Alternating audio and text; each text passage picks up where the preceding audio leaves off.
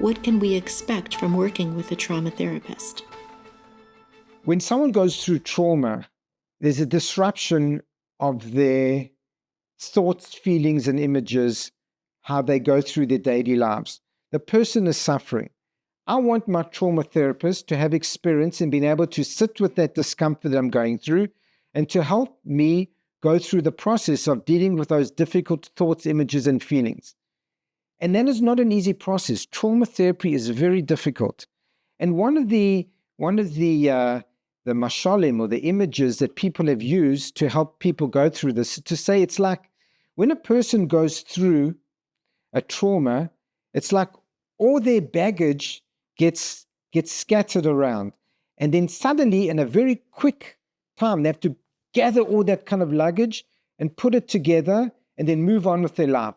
But because it's done in a very hurried manner, their thoughts and feelings are packed together in a very haphazard way.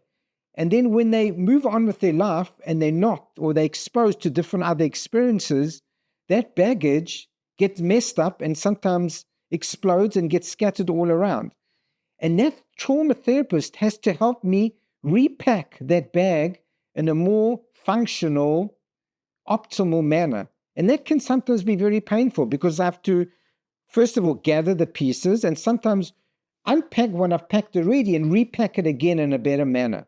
And that's very uncomfortable sometimes. And it takes a lot of effort and investment to do that. So I want my therapist to help me go over that process, to move along. It takes time in a very sensitive manner to get to where I want to go to. And that takes a lot of trust. And therefore, I need to make sure there's that good fit with the therapist, that there's a trust to go along that process.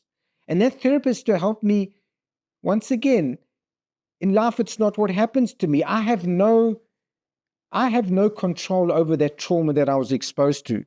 But I now have control over how I deal with it. And then I have 100% control. I have no control over the fact I was in a terrible car accident. I have no control over I may have been in that terrorist attack or exposed to some kind of abuse in my previous life. I even have no control over who my parents are and sometimes even who my spouse is. But now when I'm going through difficult times in my life, I have control, 100% control, how I deal with that now, both in the present and in the future.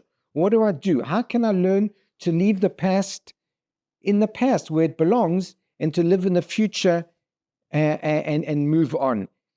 And as I mentioned, that while everyone has a certain level of resilience, we know that once a person has gone through trauma, the challenge is to use that in a way that I can even be better after that, to not just come through and survive it, but to come through in a stronger way. And we call that post-traumatic growth.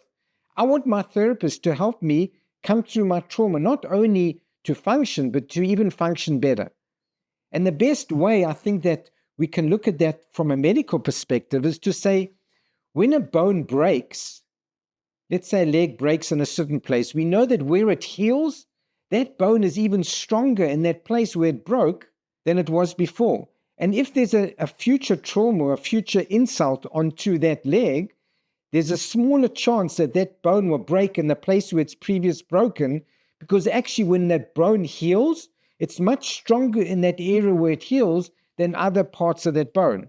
So too in trauma, when a person has gone through a traumatic experience, if I have a good therapist, that good therapist will not only help me come out of that and help me deal with my depression, anxiety, and uncomfortable feelings, but my therapist will help me be in a better place that I can even grow from that uncomfortable experience and traumatic time.